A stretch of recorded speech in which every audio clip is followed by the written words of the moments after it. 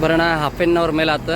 10 ಗಂಟೆ 16 ನಿಮಿಷ 17 ನಿಮಿಷ ಆಯ್ತು ಗಾಡಿ ತೆಗೆದ್ರಿ. ಈಗ ಊಟ ಮಾಡಿ ಡ್ಯೂಟಿ ಚೇಂಜ್. ಬಸ್ಸನ್ನ ಹರ್ಕೊಂತಾರೆ ಬಿಟ್ಟು ಹೋಗಿರಿ ತಡ್ರಿ.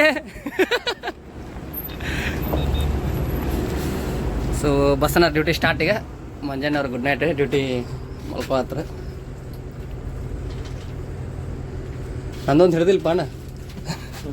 ಸೊ ಬರ್ರಿ ಬಸ್ಸನ್ನ ಡ್ಯೂಟಿ ಸ್ಟಾರ್ಟ್. ಇವಾಗ ಬಸ್ಸನ್ನ ಹೆಂಗೆ ಮಾಡಿಸ್ತಾರೆ ನೋಡ್ತಾ ಹೋಗೋಣ.